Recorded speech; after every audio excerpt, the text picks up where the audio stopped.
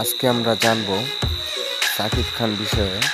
সাকিব খানের মুভি কোন ছবিগুলি কীরকম হিট করেছে। চলুন বন্ধুরা, দেরি না করে আমরা জেনে আসি।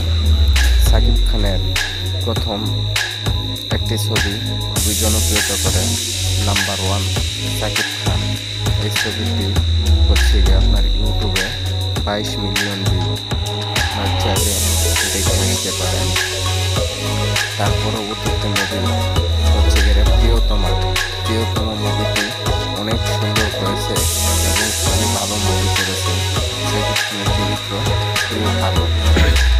তবে এখানে কথা হয়েছে, সাকিব খান আগে বিশ্বাসের সাথে জুটি অনেক মুভি করতো।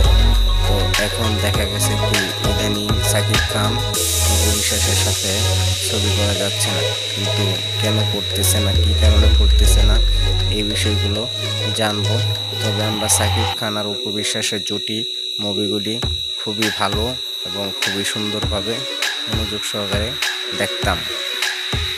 তবে এখন দেখা গেছে কি আপনার নতুন নতুন ছবি করতে গেলে নতুন নতুন সুপারস্টার এবং নতুন নতুন নায়িকাদের প্রয়োজন। তো এই ক্ষেত্রে সাকিব খান কী করছে, ইন্ডিয়াতে গিয়ে খুব সুন্দরভাবে এবং খুব ভালো ভালো মুভি উপহার দিচ্ছে আমাদের মাঝে। তবে এদিকে শোনা গেছে আপনার বাংলাদেশে আবারও নতুন ঈদের মধ্যে একটি মুভি উপহার দেবে। তবে আমাদের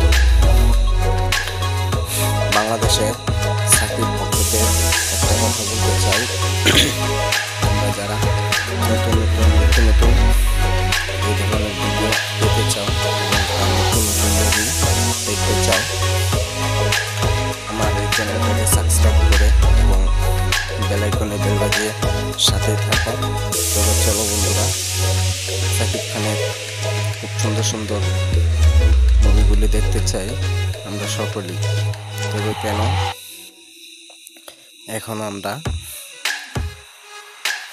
এবারের ঈদে কি মুভি উপহার দেবে, তো সবাই মনোযোগ সহকারে এবার দেখবো সাকিব খানের খুব সুন্দর মুভি। তবে সাকিব খান অত্যন্ত ভালো ভালো মুভি করে, খুবই ভালো লাগে। আমাদের বাংলাদেশের জনপ্রিয় এক শিল্পী নায়ক, যা আমরা এখন তারে ছাড়া বুঝি না। তবে মান্না ভাইয়ের কথা বলতেই হয়। মান্না ভাই অসাধারণ মুভি করতো। মান্না ভাইকে সবাই মনে রাখছে। ইনশাআল্লাহ আমরা সবাই মান্না ভাইয়ের সাথেই থাকবো।